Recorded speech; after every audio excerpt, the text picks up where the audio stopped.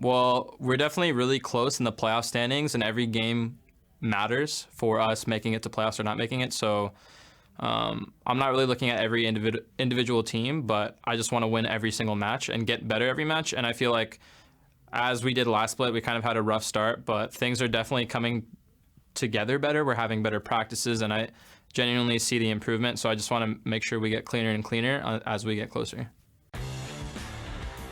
He wants to get cleaner and cleaner, and last game was a little bit messy for the boys from CLG. Yep, last time they got cleaned up because that game was actually the best early game that anyone has ever had in the entire league. P1 looked really good, and now they have the record for 15, 20, and if the game had gone 25 minutes, would have been the most gold that a team had had over another in NALCS this split. If it only would have lasted 9 more seconds, they could have put another notch in their belt for records, but sadly, they just had to win too fast. First world problems for Phoenix1. They were up 15.7 thousand gold at 24:51. Ridiculous number there. I think a lot of that was Meteos in the jungle. He looked great. He looked aggressive. He preyed on the mistakes of Counter Logic Gaming, and specifically Smithy, who it seems like is not there just yet because there's a lot of deliberation to do because he has to clean things up. That was too aggressive of him against the Olaf, which not a lot of people are actually getting experience against. Maybe he doesn't know the limitations of the matchup because when Olaf dropped out of the meta, that's when Rengar became the meta. So a lot of people just said, okay, we're dropping those champions, we're picking up these ones. The Meteos, throwing a little bit of a curveball there, and Darth Meteos looks on point. And it kind of goes back to what Azael was talking about on the analyst desk. Let him play what he's comfortable with. Let him play what he knows and what he's good at. Don't just go strictly for something because it's meta, right? You saw Meteos playing the Olaf, which, like you just mentioned, not a lot of people have experience against it because not a lot of people play it. Meteos is following his heart, man. And it leads him straight to Olaf. Smithy has got to find what works for him. Yeah, and that's the issue is the Rengar, very meta right now. The takeaway and the priority that they've been showing on it for Counter Logic Gaming side, which Azael was talking about, it doesn't seem to be a very good fit for the team at the moment. The Rengar performances are very hit or miss, and even the hits are not out of the park. Right, it's not a home run. You're getting a double. Yeah. It's not the best. But it's still all right. Either way, CLG has got to make very big changes going here into game number 2 because every time you get to talk about a really cool stat, like Phoenix1 had the greatest leads in the league, period, so far of any of the games, you also have to look at the other side of the coin. Yeah. CLG had the biggest losses in the league so far of any team. Yeah, that's got to be fixed. It's an incredibly devastating loss as well. I mean, but the good news is it was over fast. It didn't have to suffer. They didn't drag it out. A long game, but that's to talk a little bit about P1's strength of closing that game out. That was clean. That doesn't get much cleaner than that. And that was just by the book. They kept going. They kept making really creative picks too, because I will say that if Phoenix1 had done it completely by the book, where it's like, all right, get Infernal Drake now, etc., they wouldn't have made the pick on Smithy with an arrow to then go get the Baron. They then backed up, went for a pick. And that's the clever thing about P1 is you can't really expect exactly what they're going to do. You see some clever routing from Meteos, and you're like, all right, he's going to back off because I'm Rengar. Nope, that's not the case. P1 throw curveballs constantly. I wanted to make the curveball comment too because I wanted to keep going with the baseball analogy. We're insane. We already kind of got onto that. Exactly, the synergy on point today. Hopefully for Counter Logic Gaming, they're going to get some synergy rolling of their own here in game number 2. But we're into picks and bans. Phase number 1, Elise and LeBlanc banned away by CLG. Phoenix1 going to go ahead and make sure Aframu is not on Thresh yet again. Want to take away the playmaking from him. Last things that they had banned was Malzahar, Thresh, and Graves. Varus, LeBlanc, Elise. Elise, LeBlanc still taken away by Counter Logic Gaming. And the Varus was banned by Phoenix1. So do they pick up the Graves ban or do they go for it themselves as a first pick to possibly put Smithy on something a little bit more comfortable, a little less CC? See what they decide to go with here. 5-6 more seconds before they have to make that go. choice. There you go. You target ban the Olaf. Zyrene predicted it at the end of last game. When are they going to take away what works? And the answer is game number 2. Yep. Take away the Olaf. When he played it against Counter Logic Gaming, and C9, he smashed him. He destroyed the Rengar jungle, and there wasn't really anything they could do about it. The Rengar was 3-0 back in the C9 game, and he still came up and beat him when he was 0-1. Ashe will be the final ban from Phoenix1. Want to make sure that CLG doesn't decide to pick that one up as their very first choice, or second or third choice, to be quite honest. Well, it's kind of a pinch here because now Jin is left in that god trinity of 80 carries, but you still have all these other things on the table. Ryze, Shen. You also have Malzahar is still on the table too. So they're saying, look, you can pick Jin if you really want him, but just remember, we're getting 2 other ones. Yeah, and it's interesting because there is actually a decent amount up here, and I think you'll go for Jin here as Phoenix 1. You'll pick up one of those champions. Darshan going to be on that Shen again this game, seeing if he can have a better performance than he did in game number 1. Zig going to go ahead, grab that Jin, the remaining S-tier 80 carry, like you already said. We'll have to see what Phoenix 1 wants to do as their second option, and they're going to lock in the Rengar for Meteos this time. All right, so he's going to pick up the Rengar here. Not the same Rengar one trick that Inori was previously, so we'll see how he does on that champion. It's a little bit of a different suit for him as well. Meteos had previously played a decent amount of Kha'Zix and then also the Olaf. Interesting, because Orianna has been slowly sliding back into the meta, and I actually thought CLG's composition last game could have actually used an Orianna as their third pick for a full-on ball combo. That might be what Phoenix 1 go for here, depending on mid-lane matchup. I think Smithy will pick up that Graves. Like you said, it's something he'll be a little bit more comfortable on. Yeah, you aren't going to have the CC element with him, but having a Smithy on something that he's like, hey, I can impact the game. I know my limits. I know what I'm going to be doing this whole time. I'm not going to make those errors that I committed last time with going into enemy territory when I shouldn't. That's going to be important. They also grab the Ezreal as their 80 carry. Yeah, and right here, Phoenix 1, I expect something like a Zyra or Malzahar support, but they want to go with the top lane and pick the tank. Just matching. All right, so it's non-risk. They don't want to get themselves banned out and forced off of tank top laners. Interesting, because now all those supports that are up, doesn't matter. Adrian will play whatever. And actually, you know what, reconsidering what I said, it's Adrian. He wants to play the Nami. He wants to play the Soraka. His champion pool that he trolled around about, and people were like, oh, is he serious? Where he's like, it's so deep. It's actually kind of true now that the meta has shifted multiple times. He has experience on a wide variety of champions that banning out Adrian isn't really possible. The Nautilus versus the Shen in the top lane. History is going to repeat itself, at least in the matchup.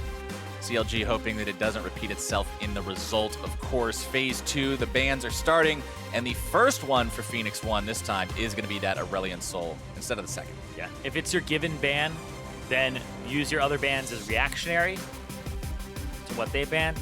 Nami going to be removed by CLG. Nope. Don't want to have to be dealing with that this time around. Maybe force the Soraka, and then you can take a playmaking support if you're Counter Logic Gaming.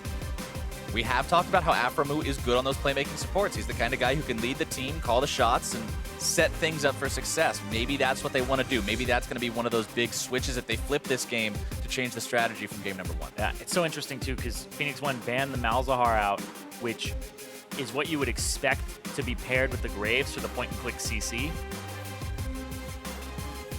And it means Phoenix 1 don't really want to take that in their first pick, so... Chase removed by CLG, not wanting to have to deal with that as the mid laner from Phoenix 1. Now P1's got the choice. What are you going to pick up? You've still got to get your mid lane. You've still got to get your support. Yeah, and there's still so much up. You can go for the Zyra on support. You can go for the Soraka and take it away from Aphromoo. There you go. Trading it back and forth.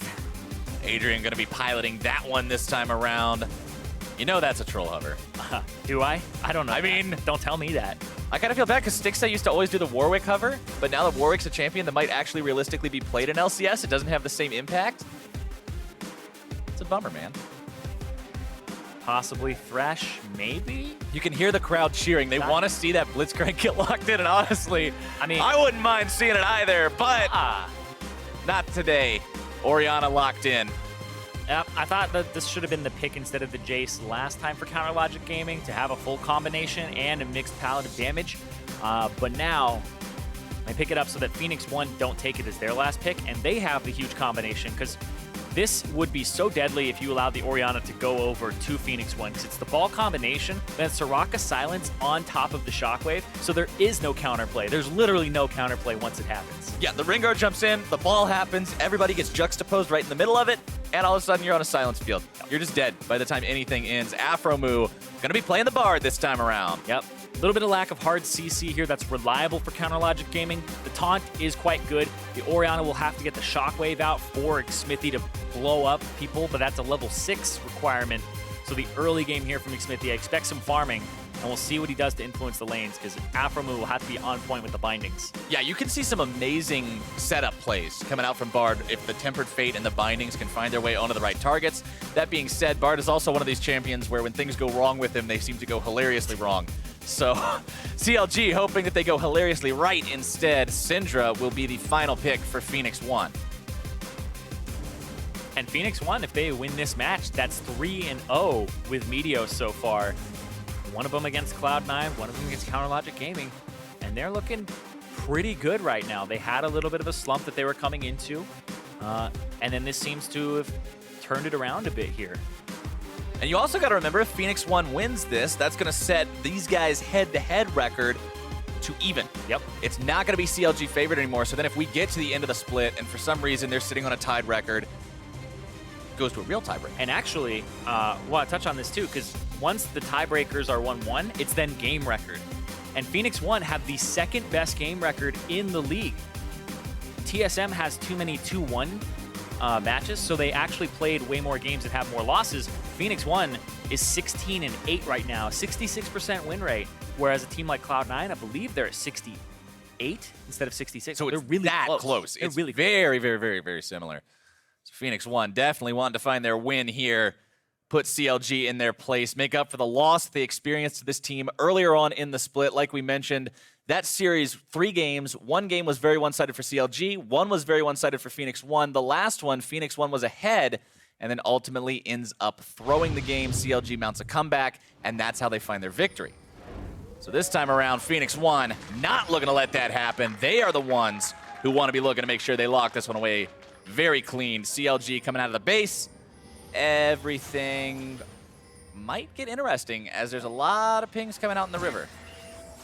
Oh, very much so. Yeah, everybody's just rushing forward. No ghosts, of course, blown at the start. And to touch back on that game record I was talking about, Phoenix 1 are 16-8 currently. Cloud9 is 17-8. So That's real close. the win here from Phoenix 1 would put them tied in game record with Cloud9, who's number 1. Haven't played this week, so of course that number will change. Right, of course. But just showing that's how close they are. Whereas TSM, the second place or first place team tied, is 16-11. Yeah, TSM having a few too many of those games go all the way to the third match, so it hurts you in terms of that overall win-loss. Which just goes to show how much Phoenix 1 actually have dominant 2-0s, snowball games, and close them out. Even against C9, same story, the 2-0 sweep, the shutout there. So P1, when they're on, and they're looking like a playoff team. Like you said earlier, how far does it go, though? Is this a second place, first place, third place team? Still up in the air. Yeah, and they're looking to make sure that that coin lands on heads by finding their 2-0 against CLG today. CLG in Phoenix 1 territory with Darshan and Xmithy going to be scaring Zig away there. Zig popping the shield to make sure he's all right as Phoenix 1. They're going to return the favor, move into enemy territory, and steal that red buff away. So it's just going to be a red for a red traded by both sides. The question, though, is the enter into lane here from Phoenix 1, because they could take this super dangerous route. I hate when this happens, but it's not going to end up being anything worse than a stun. Nothing crazy at all. Red buff gets shot down. Xmithy grabbing that one for himself. Going to be taking those chickens away as well. This time, it's totally safe to take the chickens. Yep, it's completely safe to take the enemy chickens now. But yeah, when I was saying I hate when this happens, it's because that tri-brush, when you're coming back through it, the bottom lane was just helping out their jungler, but they kind of get destroyed by that because the enemy team has priority onto the bottom side. And look at this. Meteos just going to make himself travel across, go towards his blue buff, show himself completely through the lane. It's just like, I don't care that you know where I am. It's efficiency that counts. I literally am more concerned with the 2 seconds I'm saving by walking through here than I am with you knowing where I'm at. Exactly. A bold statement. We'll have to see how well it works out for him. The CLG shoving up in the bottom lane. Xmithy moving into enemy territory, looking to maybe catch Meteos here. Xmithy's full HP and Meteos is below half. Afromu going to be fighting a lot of damage onto him. Ignite taken by the CLG support, who finds first blood. First blood to Afromu. Roams, gets those auto attacks on, and like I said, they have priority bottom. Part of it's the matchup, but also they had to give it up there. Because Phoenix 1 helped Meteos leash that bottom side red, they had to go through an unsafe route. They end up behind in levels. Adrian has to walk all the way around, still level 1, and then they just have no pressure in the bottom side. So it's kind of all of a butterfly effect of what just happened to get that Man mode engaged. 1v1 Bard, still looking to make more plays. There's your setup. The binding going to be finding its mark. Xmithy looking for just a little more damage, and he's got it with the end of the line. Xmithy cashing in for that second kill for CLG. And there you go. Aframu threw out the binding. It hits true, and it picks up the kill there, and that's what they need to get those kills on that Graves early on. It's honestly a requirement that you land those to get him in there and get those kills. And as soon as I saw that Bard locked in, I said this champion can go so right if the skill shots are there. Oh, and skill shot is there on a Kuhi. Kuhi gonna be jumped on, flashing away, TP channeled by Darshan to scare them off from doing anything else. Yep. And look at this! Aframu's going big game hunting again, just constantly going after this Rengar. Well, there's no safe place for him. He can't really run. Adrian actually just going to pull the wave there and make sure that he saves it all for arrow and it doesn't hit the turret. And this right here, the way that Bard Q works is when it contacts, it actually checks immediately if there's anything behind the person, and that's what matters. So if you flash afterwards and the travel time of it going through you, it hit you, it's going through you and going to latch to the wall, that travel time does not matter. It doesn't give a damn about it. If there was a wall behind you when you flashed, it checked the wall stuck. and you're stuck. Meteos forced to flash away there. Meteos is looking this game a lot like Xmithy looked last game, where he's off to a slow start, and now he's kind of just running around like, what do I do? Yeah, he got destroyed by the support there. Actually had a strange route because of the fact that there was a swapped invade. His bottom lane didn't get pressure, and then, of course, Meteos crossed mid, and the Graves like, I don't think you can do that against me. And went in, and Aframu with the Ignite, which, you know, you take it in this matchup for the Soraka, came in handy on the Rengar. Yeah, that paid off really big, grabbing that first blood for himself. CLG up to almost 1,000 gold lead 5 minutes into the match. Very, very similar to how Phoenix 1 was feeling in game number 1. And the unorthodox Bard pick just doing so much work right now. Adrian and Arrow continuing to farm up well, staying even with their opponents in terms of that creep count so far, but they're spending a lot of time underneath the turret. Yep. TP used top by Zig to get back. Darshan does not have his teleport. He used it in canceling mid Meteos. Of course, doing his Krugs, getting really low. He's not going to die to him. Meteos still just kind of playing catch up at this point in time, walking around, getting as much EXP as he can. Going to be looking for the opportunity a little bit later on to maybe make some kind of a play, because right now, with the Graves being ahead, with how effective of a duelist he is, with the fact that he's almost level 6, it's a very scary proposition to try to make a play that you may end up in the same place as that Graves.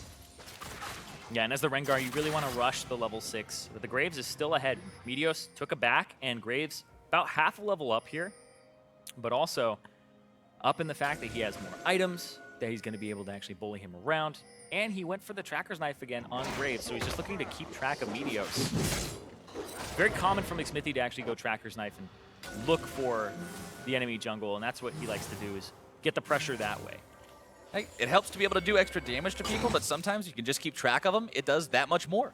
Because then you get to dictate what happens. If your bottom lane knows that Meteos is on that side, they can start playing back in about 3 seconds when he shows, well, about the time that he would gank, and you go top, or you go for the counter gank. It's kind of useful in that sense. Sure, you have less in terms of combat, like you said, but if you play the macro, then you can play it out well. Knowledge is power, man. Huhi hanging out in mid lane, staying blow for blow on these creeps with Ryu. Both of these two are going to have so much playmaking potential as they hit these level 6 marks, as they unlock those ultimate abilities. We've seen shockwaves turn entire games. For the people who watched SKT, KT, the magic shockwave by SKT when they were down almost 10,000 gold. Oh, this right here, it actually going to be a collapse from CLG there, unknowingly actually getting himself into a good spot. P1 grabbing some decent damage onto Aframu there, but a good magical journey through the wall keeps him safe, and uh-oh. Spaghetti-o. Looks like we might have a little bit of a problemo here. Not quite sure why our screen has turned into this wonderful stepping we're not stone, dead. but we're going to figure out eventually what's going on. But for the time being, as Meteos, you said the best thing that you want to do on the Rengar, you want to hit the level 6, you want to go for the ultimate, and then you want to look for a play there. What is the call for Phoenix 1 as a team right now to make things happen here, to get themselves into a good spot? Well, they're trying clever things like we just saw where they're hiding out in the bush. That actually looked like Counterlogic Gaming was having Xmithy on that side, and then they had Aframu roaming up. So it was almost an unintentional pincer onto that bush, but Aframu took so much damage that he had to get out of there and it looks like it's something for Meteos on his computer. Don't know exactly what happened, but we'll see. Hopefully it's a short-term problem. You always hope that it's a 2-minute kind of a pause instead of a 20-minute kind of a pause. Apparently his screen was alt-tabbing. Ooh. Which is honestly one of the worst things that could happen. Yeah, that sounds really awful. You're just trying to play the game and it minimizes itself. Yeah, only time that happens with me is when I'm oh hey, that's us. Hey, no, it's like what's up, me? well, the only time that happens with me is when I'm doing 2 screens, right? And it's like borderless, and sometimes the mouse goes onto the other screen, And you click out of it, and you're like, and oh, it does it. what Yeah. happened? And it just didn't register it there. But of course, they don't have 2 monitors on stage. But it's a very frustrating problem that I'm sure a lot of people can relate to. You're just like, that kill would have been mine. That would have been. I would have been able to do this. I would have been able to do that if my game was working. Don't think you would properly. have gotten the kill, but I do think that it's one of the frustrating points. Still something that you don't want to see happening to yourself. Hopefully they get that fixed as soon as they can. Looking at the items completed so far on these various players, Swiftness boots completed before anything else for the Jhin this time around, even before going for any of those lethality items. No Dirk or anything just yet, making sure he has that mobility to get himself out of situations. Yeah, I actually talked to some Jhin mains, and they were saying, rushing boots is so good. That's why the boots for potion start is quite good as well. Because the Swifties, I mean, you can actually start dictating lane because you just naturally have more trading power on your 4th shot, and you can walk up, run away without any retaliation. And if you keep doing that in a lane that already has high trading potential with the Soraka, who covers all of your mistakes, then you're good to go. Just like right now. Hui! We're back into the game. Hui barely keeping himself in the game, staying alive through that burst from Ryu. Afromu looking to come in, make some kind of a play, but will not do so. Ryu getting himself back in time, but Hui takes so much damage from that Syndra. Really going to have to be respecting that burst. Yeah, got out of the pause, and it apparently it's reported as user error. Meteos was hitting the keyboard too much and tapped himself. So, we all have them, man. We all have them. We've all been there. But so there was no actual issue. As we go back to the trading top lane, and yeah, Shen, he's going to win this once he has the Tiamat. And you can see Darshan goes for the Tiamat super early on because he didn't die in the matchup. And he gets to use the bead. Yeah. He doesn't have to sell it. He doesn't have to sell that one. He gets to put that one right into the blades. Don't know exactly how it ends up there in the Tiamat. Yeah, I never really bothered to understand some of the recipes in this game. Like, some of them make sense. A lost chapter building into Morello. You have a page that turns into a book. That's right there. It's logical. Yeah. But then we also have a bunch of bow and arrows being made out of swords. You never build a bow and arrow out of swords? What about learn how to do that one? My favorite is take amplifying tomes, you put them together, and you get a gun. You get a gun. I wish I... Yeah. Knowledge is power. Knowledge is power, yeah. Stay in school. Kids want to read more if you could make these dope magical pistols out of their books. Yeah, that'd be pretty dope. But still, item builds don't have to make sense. They don't. Video game. That's the magical part of video games. Speaking of magical, a nice magic buff for both AP and AD going to be coming through for CLG. The same first Drake as last game, the first Drake this game, that Infernal, that buff that everybody wants so very much. Yep, want it as soon as you can get it. Very early Drake take there, about 9-minute mark for Counter Logic Gaming. With a big damage threat jungler like the Graves, along with having the big damage from your Orion and your Ezreal, they're going to get a lot of use out of that. Oh yeah, and it's pretty much across the board. If they don't really have too much that the Shen will make of it, but he does have the Tiamat, which will turn into a Titanic Hydra eventually, one day. But you want to get tanky before you start actually investing in that item. P1 still down about 700 or 800 gold. They've staunched the bleeding well from their early deficit against CLG. Top laners just trading blows back and forth here in that northern part of the map. Yeah. We talked about these two kind of at the start of the game when we were in Champion Select, and they are in an interesting spot. Hold on. This looks like they're actually roaming mid. They're going to try to open up with the Jhin ultimate, I assume, and try to make a pick here. Meteos does have the ultimate. They're looking for Hui, and we'll see. Barriers exist to be broken. Can Ryu break any of those barriers right now? Smithy might be in a spot to come around behind, make something work here. Everybody else from P1 kind of dispersing. Yep, we're just heading home. Yeah. And that's good to do, is just keep roaming back and forth like that. CLG do actually do the right thing, take a back timer for Stixxay and also Afromu so that they can get back to their lanes, reset, have more items. And now you're going to see Arrow and Adrian, they're going to have to take a back. And it won't be a very favorable one for them. Large wave here will be caught by Stixxay. And they can stop Adrian, force him back, waste a few seconds. Yeah, I definitely think CLG get a little bit better there for the roam that had been made by P1. Yep, just a little bit of a rotational edge for him. True Shot Barrage fired off to stop that back again, and just by a few more of those valuable seconds, make it that much more of a pain for P1 to do what they need. And he does it again. Adrian just didn't walk all the way back and go for this. So what's going to happen now? Counterlogic Gaming can push this all the way to the turret. They can bring Grave to the bottom side of the map. And this is going to be Arrow by himself underneath the turret for, I would say, about 15 seconds, maybe a little bit more. And a Jhin by himself is one of the last champions in the game that you want to leave undefended. Very difficult for him to get out of situations that are difficult by nature, considering he's largely immobile. Yeah, and so Graves still clearing out the Krugs. Smithy doesn't go for the invade instead, or the dive. Right now, though, they're looking for Huhi in mid. Flash away as soon as he hears that roar. And Ghost. And Ghost. Both summoner spells blown for that one. So even though they don't get the kill, taking both summoners down is going to be huge if they can come back and make a play in that window before they come back up. Yeah, and that's the scary part, though. And I'm noticing this more and more from P1, is Arrow loves to roam towards mid to pop his ulti. Stixxay, though, has the Shen. Oh, can't get the blast cone. Adrian locked up. Taunt comes through, trying to get himself away, but it's not going to do anything. Smithy grabbing kill number 3 for his team. Yep, couldn't get to the blast cone on the bottom side of it, so Adrian gets taunted up after the Stand United. That was an aggressive Stand United. That's the one that I like to see, where you make a play and you force it.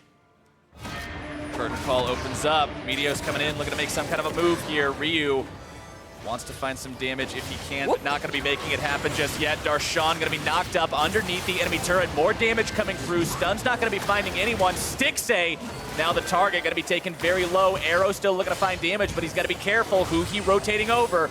True Shot Barrage only going to be making its way onto Zig. Very tanky, but also very low. P1 needs to be very mindful of exactly where they're at right here. The stun comes through. Darshan going to be JCC'd. A nice shockwave. A double kill for Darshan. Going to be losing his own life for it. But it's a 2-for-1, excuse me, CLG coming out on top. Huhi, big play there with the shockwave. That's exactly what they needed, because it was a few seconds, about 2 or 3 before Adrian was there. He pops the wish as a counter to the shockwave. It's still not enough, but if he had been there to kind of, first aid, apply the bandages, get people healed up, that shockwave would not have had the same impact there. You can see on the minimap, he's just so close. He's almost there. He's almost on the screen. There's the shockwave. Didn't have the time to actually just get to everybody and has to blow the ultimate there. And still the double kill for Darshan. Nicely done by Huhi, making sure that they're able to walk away with the advantage in that fight. The 2-for-1, over 1,000 gold lead now. 1 minute until the next Infernal Drake spawns, and it looks like CLG is feeling pretty comfortable being able to set down some vision around this area and prep for it. Exactly. They already have a lot of vision with the control wards on the blue side, or I guess it's always hard because you're like, CLG's blue side, but it's the blue side of P1's jungle. So the eastern side of the map. Wording. Yeah. I like to use directions, east, north, south, and west. And that's the eastern jungle right there, and they have complete control of it right by the Infernal Drake. And they have about half of this HP. Afro move, finding himself in a bit of a curious position. Oh, himself away with the magical journey. Huhi and Smithy looking to make the moves if they can. Arrow stuck underneath the turret. What did I say about Jhin being alone? You don't want him to be there, but Stixxay, more than happy that he is, going to be grabbing that kill for himself. First turret of the game going to be dropping. Infernal's going to be the prize for it, and everything is coming up CLG. Exactly. Arrow doesn't even use flash there, decides to hold it. But there was just so many members here. P1 do not have control of their bottom side until now. Smithy, Stand United, keeps him alive just barely, gets himself over the wall to safety. Yeah, he's going to try to do this camp. Don't know if he's going to smite or anything like that, because the Infernal Drake is coming up, and I don't know if this goes over to CLG as definitively as we had just said a moment ago. P1 has control over the area for the time being. Smithy back up to about half HP, smite at the ready. Darshan has TP. Darshan is already there. Zig is still top lane. This is so risky. I think P1 have to get rid of this. They have to go away. There's no way. There's no way you're going to be able to fight that 4v5. You're down anyway. CLG's got a 3,000 gold lead after those kills and those turrets. Curtain call opens up, looking to make some kind of a fight if they can. Infernal Drake going to be secured. A very magical journey as Ryu's not going to be finding his stun just yet. Tempered Fate locks him down. True Shot Barrage comes out. Shockwave forces away the flash. And CLG with another success, but they do lose their top lane tier 1. Yep, Zig ends up picking that one up with all the time that he was spending up there. He could have roamed down, but decides to go for the lane advantage. It is an Infernal Drake, which is high priority, but it seems like the call was, we'll try to get a kill, we'll try to get something here. But it's one of those, if it falls into our lap, we'll take it plays from P1. Whereas CLG, they did the right thing. They went for it. They forced them out and knew they had TP advantage in the first place with Darshan in attendance as well. Darshan's pretty hard to kill right now. He's got the Spirit Visage completed, so he's going to be able to resist the magic damage coming out of both his lane opponent and the enemy mid lane. Yeah, and it's also interesting because Arrow isn't really building lethality this game. This is the old school Essence Reaver. Meteos finding some damage onto Xmithie, but not a ton of it. Backed himself away, utilizing the heal from the Empowered Battle Roar. Yeah, but this is going to be 2 turrets for P1 total, and they'll take a turret lead here off of the priority that they have on the bottom side of the map, and you can see the control wards they have in the southern part. So Arrow will pick this one up for himself, and it'll make the gold 1,000 between them. Yep, P1's doing a good job, despite the fact that the game is 1-6 and the fights keep going the way of CLG. P1's doing a good job keeping themselves in the game, finding opportunity under any nook and cranny that it might be hiding, and keeping themselves relevant. When you get to the highest level of League of Legends and you watch the professional play, you realize that the game is a lot like when you're fighting someone. The punches, when they're punching, there's always an opening somewhere because they're extending their arm. Where are you punching them back? And that's how you have to do it. Is you can't just, take the punch, right? You have to be able to. Okay, they're top side. We're going bottom side. You have to be like water and bob and weave. Exactly. You have to adjust to what they're doing and play around it. And that's why you see like some of the best teams on the international stage are the ones that can play defense so well and not lose as much when they go offensive. We'll have to see if P1 can keep this up as CLG continues being the ones who seem on the aggressive. Always pushing up into enemy territory. Going to be removing some of those wards, setting down some of their own. They've got only 1 turret removed, but it is the mid lane tier 1, so it opens up a little bit of space here around the enemy jungle, allows them to step up a little bit further. Oh, it's not the one in the middle, excuse me. I have no idea why I was looking at the map like that. It's the bottom lane tier 1 they were able to take down. Darshan walking himself away from Zig. Curtain Call opened up mid lane. And here comes Meteos to the bottom side, looking for Darshan. He's got flash still. Darshan might look to get himself away, but he does not have the tools. Zig going to be grabbing that kill. And that's complete bottom side control here. Sure, Stick Sail do some damage to that top side. Meteos going to clear out the bottom. Red buff's about to come up as well. There's pings onto that. P1 have all moved themselves to the bottom side, and they are playing to bottom mid. And Stick Sail's going to have to push really hard. And look at that. He's going to try to clear out the mid wave. Deal some damage to it so it doesn't get pushed. Ryu eats the True Shot Barrage. Arrow's going to be bound up. The damage is through, and Adrian's going to be taken down too, almost. Xmithie with 1 more auto attack makes it a double kill. Ryu looking to return the favor, find some damage onto Afromu if he can. Xmithie running himself out. Stand United going to be used, keeping him alive. Darshan into the fight. Zig is there, but very low on mana. Got to be careful about that one. Ryu still looking for targets, but Darshan is tanky. 1 for 2. So they lose pressure on the bottom side on P1, and CounterLogic Gaming are able to push them away. Still have to be a little bit careful there. Meteos. Darshan wants this. Finds the taunt onto Meteos. The binding's not going to be making any sort of a stun, but doesn't even need to. The damage continues.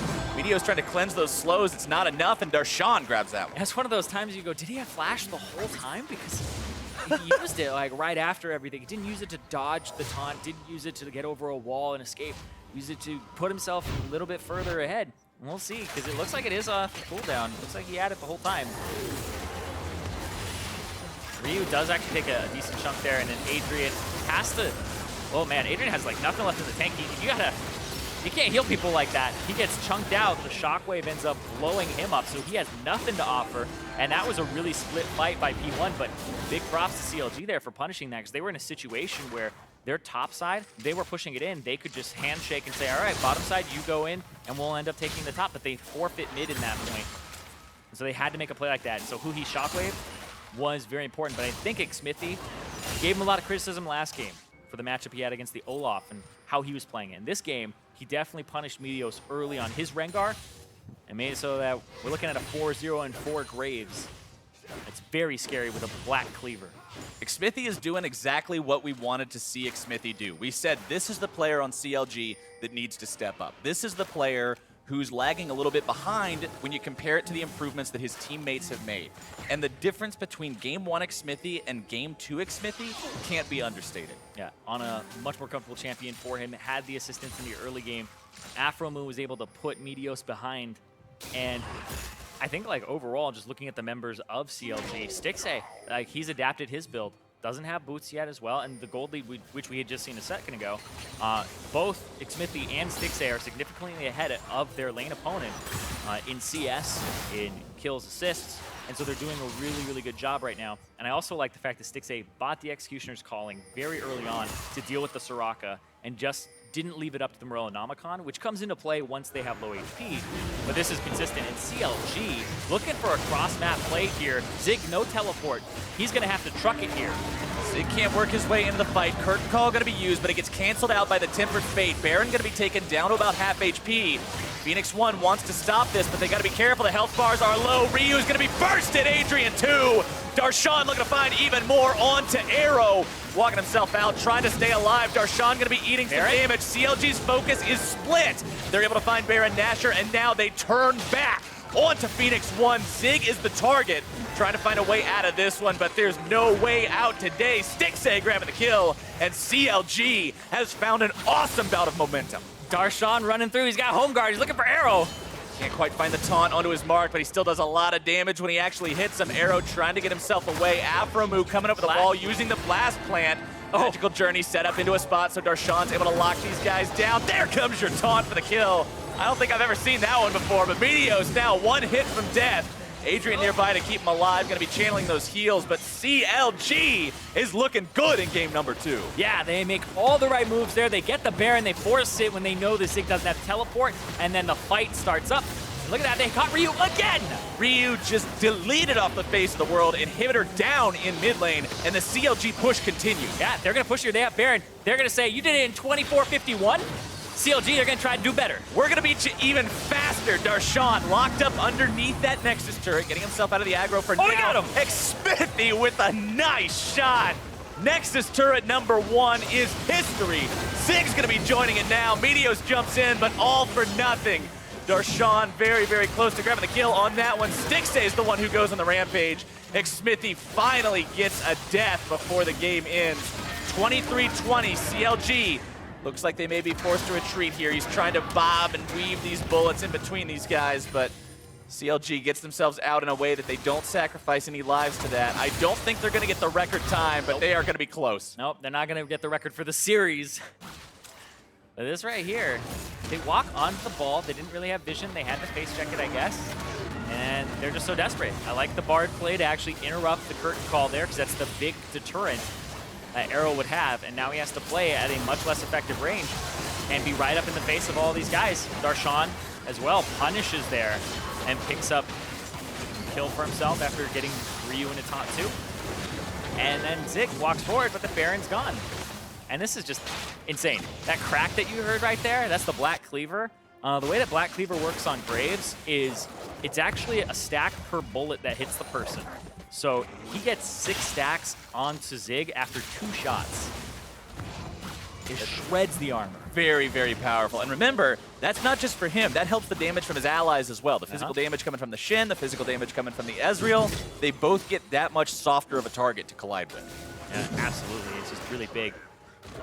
Now CLG just has to finish this off, put the final nails in the coffin, win a game that should be completely free at this point. You've got a 10,000 gold advantage, 24 minutes into the game. Your Graves is 6-1-7, Steric's gauge completed. He's hard to kill. Very, very hard to kill, especially with the Bard and the Shen and everything else protecting him. Huhi also capable of those shields. Yeah, I like what Counterlogic Gaming have done this game. The small little counters to what P1 are trying to do. Executioner's calling. Hold on, though. Ryu up. He's looking for a pick there. And they're looking for a pick, too, from Zig and Meteos. They're going to have to forfeit this turret. And it looks like it's going to take a back for Meteos here because they're losing a little bit of their base. Yeah, that turret fell a little bit too fast for Zig and Meteos to try to do anything about it. CLG continuing to push up, respecting the stun potential of Ryu, recognizing, hey, we're 10,000 gold ahead, but if somebody gets stunned and just instantly blown up, we're still going to have a problem on our hands. They're playing it slow, they're playing it steady. Yeah, it's a 12,000 gold lead right now for Counter Logic Gaming. They want to close this out, bring us to a game 3 here.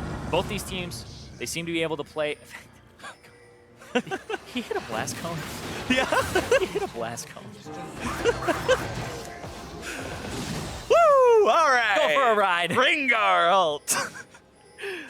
It makes you leap, so. It was something. Okay, Phoenix 1 in a spot where it's do or die, and CLG is not looking like they're going to let him do much of anything. Zig going to be targeted first. Tempered Fate finds its way onto him. Stixay going to be eating the Syndra ultimate. Darshan making sure Zig is down. Ryu still trying to keep these guys off if he can, but Smithy is on the hunt. Meteos has already fallen. Arrow trying to fire off the bullets. What does it matter? Ladies and gentlemen, 26 minutes, and we're going to game number 3. 20-4 in kills. It looked a lot like the last game, but the other way around. Jungler punished early, turns into a bottom side dominant performance, and then it ends up going through the mid lane there. And everybody's stepping up again. These teams are at the level where if somebody makes a mistake really early in the game, they're just punishing them so hard, and then they just snowball from there. It's kind of like you look at these games and you understand the scrim culture from a long time ago where it was somebody gets killed early. It's like, ah, man, that's GG. Because if they play perfectly, there should be no way that we win this game. Right. And that's kind of one of those games there where dies early, gets punished, snowballs into bottom lane. Now Arrow can't do anything. Now Smithy's crazy. So CLG, they actually did a really good job of punishing and then closing out. And that was really cool. And after the game 1 performance by Phoenix 1, I was thinking that's probably going to be the most one-sided game that we see. But apparently CLG was willing to call that bluff and say, look, we're going to beat them just as hard as they beat us, if not harder. And now we have a very interesting prospect on our hands for game number 3. Yeah, those are very similar games. The game ended in, I believe it's about a 13,000 gold lead for Counter Logic Gaming. Other one, it was 15,000. So it's so close. And these two teams, it's whoever gets that small advantage, and then it snowballs the other way. Both have shown that they have the ability to snowball the game and win like that. But for a deeper dive on how CLG tied this up and is taking things to game number 3, let's send it on over to Riven Azale. Thank you very much, gentlemen. And what, a 24-minute game, a 26-minute game, they're just getting turned on their heads. And now we head to a game 3, but much cleaner from CLG. And Smithy looked much more comfortable. Awesome to see that he can just shake off that first game performance. Yeah, I mean, the thing is, he almost always looks good on Graves, on the champions that he's good at. And we talked about it so much in the first game. Like, Smithy is a different player when he is comfortable, right? And when he is playing a champion that he is strong on, he always looked good on Kindred. He's always looked good on Graves, kind of the AD type junglers, the marksman junglers. And it really did show this game. And we saw in the team comps as well, they were even okay to say, hey, you know what? No Rengar this time. We'll even first pick Shen. You guys can have Rengar. And it seemed to get under the skin of P1 as well. Once he fell behind, Meteos couldn't have the same impact he had on Olaf. So CLG used that to their advantage. Yeah, exactly. I mean, Meteos, almost it feels like he fell into the trap that CLG has been falling into. So you can just replay the last analyst segment, but just replace CLG with P1, right? Tweak Yeah, it just a little bit. Change the names a little bit. But I mean, Meteos at the same time, if he's not playing a lot, I do think that Rengar is a pretty different champion. And Meteos has said he's not playing as much as he used to. He may not be as practiced on some of the meta champions. Things like Olaf, he's been playing for a long time, some of his really comfortable picks. Yeah. But especially since Rengar has recently been nerfed, I think if you're not very good at it, it's not actually better than the other junglers.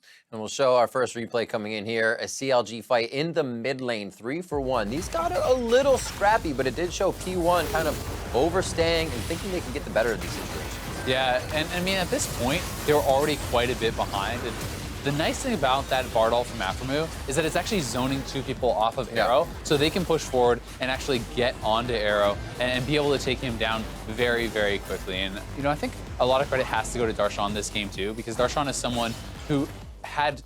It felt like he was always there. Basically, he's always there at the right time with the Shen ultimates, making the right roams down and stuff, and he did work very well with the team. Absolutely. Him and Afro having some sweet plays towards the end of the game. Another replay at 21 minutes in where CLG took the Baron fight, and we were a little hesitant on this one because this is when you say, just use your power to fight, not bait yourself into a loss. I mean, this is 21 minutes into the game. This is some of the greediest stuff I've ever seen. It works out for them. It's like, sweet, you're going for a 21-minute Baron, you're going to peel and fight. Instead, CLG's like, nah, let's just get the Baron and get the kills at the same time. and it was some really nice play. A lot of it's because of how well Hui did in this fight. The initial shockwave chunking people out, Afromu Bard ulting the Jhin ultimate, stopping that, and then Hui and Smithy landing that combo, smashing them with the AoE after Darshan came with the wall of con. So this was very well played from CLG, and although it was super greedy, it was actually really well executed, so they could get away with it. And CLG just looks so much better when they're playing the champions that they're comfortable on. I mean, Afromu on the playmaker, he's playing Bard. First blood and juggle. Exactly. I mean, it's like, not a lot of people are playing a champion like Bard, but who cares? It's good for him, so it's a good pick. And then we got the next kill of that game going over to Graves, or for Smithy on Graves in the bot lane, which he continued to play good on. Player of the game going to him for that honors, or really picking it up and kind of righting the ship for the first game performance and really helping out the team. Yeah, I mean, great kill on the bot side. He's able to get ahead, and it just looked like a reversal of last game. Smithy was really able to take over. He was very effective. He was proactive. It felt like he had a plan for what he was doing the whole way through, and Meteos felt a little bit lost. It really is just a reversal, of Game 1. Graves showing that it's a big pick for Smithy. Yeah. P1 banned it out in Game 1. That's what likely I was going to ban it out in Game 3, and CLG is going to have to show us something different. How do you look at what happens to the mid lane now? Do you go after what Ryu does with anything? He's been double Syndra, which is somewhat carrying the fights, but then he's got a big champion pool anyway. Yeah, see, that's the thing to me is Hui and Ryu are both guys who can play so many different things. It's not worth throwing bans at them unless it's a specific bad matchup. Sure, if I want to play Ryze and I don't want to play any Cassio, then great, ban out Cassio. Something like that makes sense to me, but when you're just trying to target ban a specific player, those guys play too many champions. And I believe looking at that player of the game, Smithy's first one coming in on that Graves to do so well for the team. So looking for him to do more coming to this next game. There's still the Kazakhs and what up there for the junglers, but we do see him reflecting back onto that. So maybe it's something P1 can look at. Looking at the top lane, Darshan has been getting this first pick Shen quite a bit. He did he did go back to some carries we saw in the last few weeks, but then back to the tanks because it seems that split push works for CLG so well. It really does, and I think that Darshan, for a tank, Shen makes a lot more sense than even like the Maokai, even though he has been just playing well, period, in my opinion. I think Shen is really nice because he likes to take his advantages and give it to the rest of his team to get them ahead. Shen does that very well. So he was bullying out lane. He ends up a little bit down in farm, but he's the one showing up to the fight, getting the rest of his team ahead, making plays with the taunt flashes. So Shen works well for the team, and I also think it's the highest priority top laner on this patch with nerfs to, with nerfs to Maokai and some of the other champions getting knocked down a bit. I think Shen works very well. We've been seeing the Shen Nautilus. That's what Zig is. It's 2 matches of that now. We'll see if we get a third rematch of that top lane battle. So with CLG able to up the series, we will see if Phoenix 1 can bounce back in Game 3. Don't go anywhere. The match concludes after the break.